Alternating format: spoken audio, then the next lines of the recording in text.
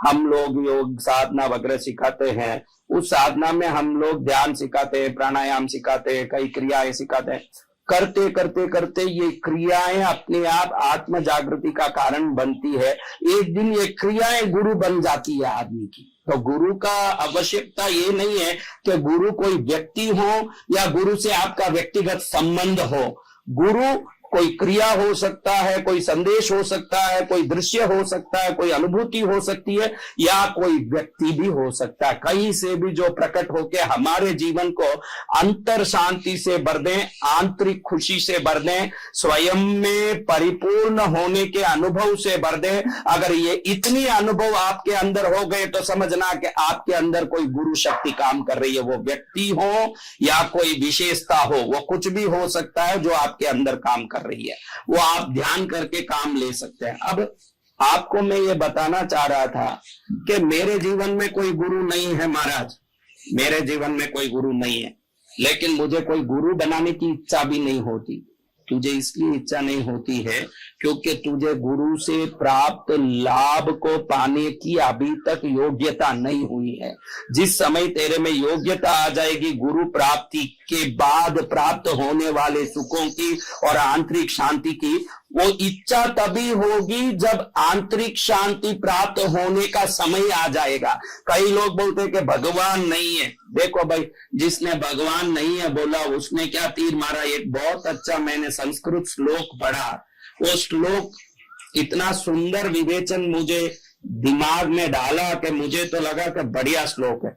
उस श्लोक में लिखा था, मैंने जिंदगी भर भजन की, जिंदगी भर पूजा की और मैंने जिंदगी भर आस्तिकता निभाई, अब मैं मर गया, भगवान नहीं था और क्या फर्क पड़ा, मेरे पूजा पाठ का रोज का 1 घंटा व्यर्थ गया होगा, उससे ज्यादा मैंने कौन सा। भाई तुम लोग कितना, कोई 24 घंटा पूजा करते हो, भाई आपके पूजा पाठ का समय कितना है? 15 मिनट 20 मिनट आधा घंटा, अपने जीवन का आधा घंटा गया। सोचो अभी आप आस्तिक हो, भगवान के भरोसे पूजा कर लिए और मर गए, क्योंकि मरने के बाद क्या हुआ ये बोलने आज तक कोई वापस नहीं आया।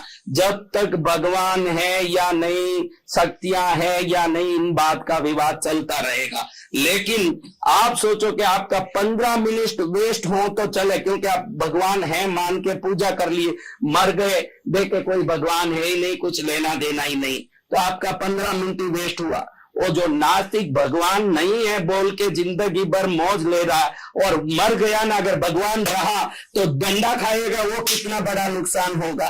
तो ये संस्कृत श्लोक कहता है कि भगवान है बोलने वालों को तो 15-20 मिनट की पूजा भक्ति से मन प्रसन्न हो रहा है और मरे तो भी कोई नुकसान नहीं है।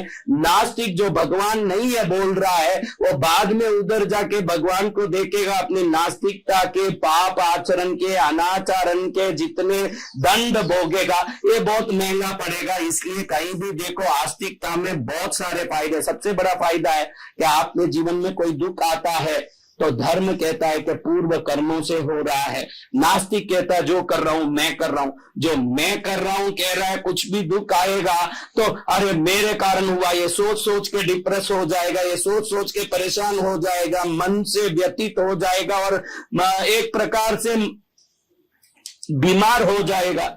और जो भगवान के भरोसे है, भगवान को मानता है, वो यही सोचेगा कि ये भगवान की मर्जी है, ये भगवान की लीला है, जो करते भगवान अच्छे के लिए करेंगे।